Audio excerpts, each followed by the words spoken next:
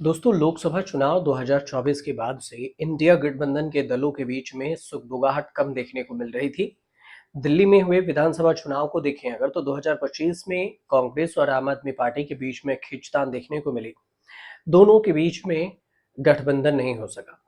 लेकिन अब एक प्रेस कॉन्फ्रेंस हुआ जिसमें यूपी के पूर्व सीएम और समाजवादी पार्टी के प्रमुख हैं अखिलेश यादव साफ किया कि 2027 के जो चुनाव होगा उसमें इंडिया गठबंधन जारी रहेगा। जोर देकर कहा कि 2027 का चुनाव इंडिया गठबंधन के साथ ही हम लड़ेंगे।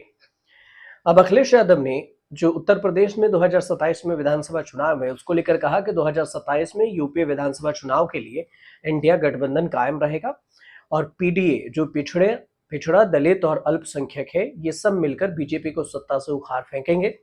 समाजवादी की सरकार बनाएंगे जहां सबको न्याय मिलेगी।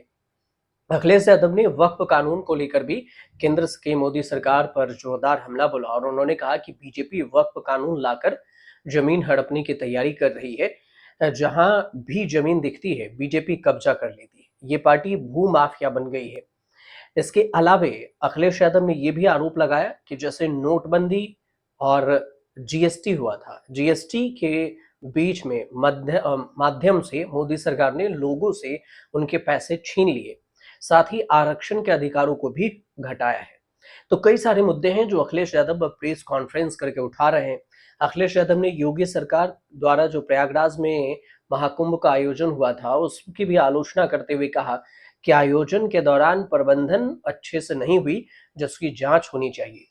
और आपको ये भी बता दें कि महाकुंभ में भगदड़ भी मची थी जिसमें करीब करीब 25 से 30 लोगों की मौत हो गई थी। अखिलेश ने यह भी आरोप लगाया कि महाकुंभ में मृतकों की संख्या को लेकर योगी सरकार ने झूठ बोला। महाकुंभ से कुछ आर्थिक लाभ के आंकड़े भी छुपाए गए हैं, झूठ आंकड़े पेश किए गए। साथ ही महाकुंभ में आए श्रद्धालुओं के आंकड़े भी गलत पेश किए गए। प्रशासन जनवरी की जो भगदड़ है उस दौरान ड्रोन और सीसीटीवी से निगरानी करने में असफल रही है। जब ड्रोन और सीसीटीवी की सख्त जरूरत थी तो फिर उसे बंद कर दिया गया। अखिलेश यादव ने सरकार पर भी भगदड़ पीड़ितों के परिजनों पर मौत के कारण को बदलने का दबाव डालने का भी आरोप लगाया। अब दूसरी तरफ देखें तो लोकसभा चुनाव की अगर बात करें तो क्यों गठबंधन हो रहा है यूपी में वो भी समझिए। क्योंकि इंडिया गठबंधन क्यों जारी रहेगा, उत्तर प्रदेश की जो 80 लोकसभा की सीटें थी उसमें समाजवादी पार्टी ने सबसे ज्यादा 37 सीटें जीती थी और बीजेपी को प्रदेश में मात्र 33 सीटें मिली।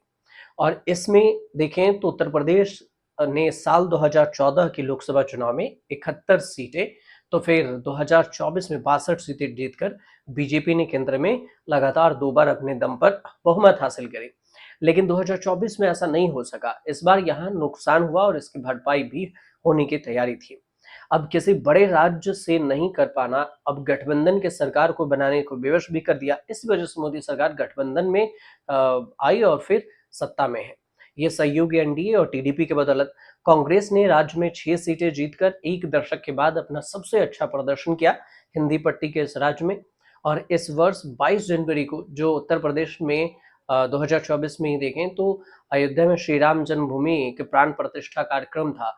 ऐतिहासिक था, भव्य आयोजन था। 3 महीने बाद ही लोकसभा चुनाव हुए। इसके बावजूद भी बीजेपी अपना सपा और कांग्रेस से पिछड़ गई और इतने सीटें नहीं ला पाई। मुख्यमंत्री योगी आदित्यनाथ के लिए भी एक तरफा झटका रहा। अब ये कुल मिलाकर देखा जाए तो 2027 की तैयारी हो रही है। अखिलेश यादव ये 27 की तैयारी कर रहे हैं ताकि 27 में आने वाले चुनाव है उसमें इंडिया गठबंधन साथ रहे, कोई दुविधा की बात न हो, कोई सवालिया निशान न उठाया जाए और इसमें आसानी से उत्तर प्रदेश जीतने की रणनीति भी तैयार हो जाए। अब देखने की है कि हालांकि दूर तो है अभी विधानसभा का चुनाव 2027 का, लेकिन 2027 में विधानसभा चुनाव होने के बाद ये उससे पहले भी कई सारी रणनीति बनेंगे, समीकरण बिगड़ेंगे, लेकिन वोटिंग के बाद पता चलेगा कि कौन जीता, कौन कितने पानी में है। फिलहाल अगर आपको जानकारी सही पहुंच रही है तो हमारे चैनल से जुड़िए, सब्सक्राइब कीजिए, शेयर कीजिए, कमेंट जरूर कीजिएगा।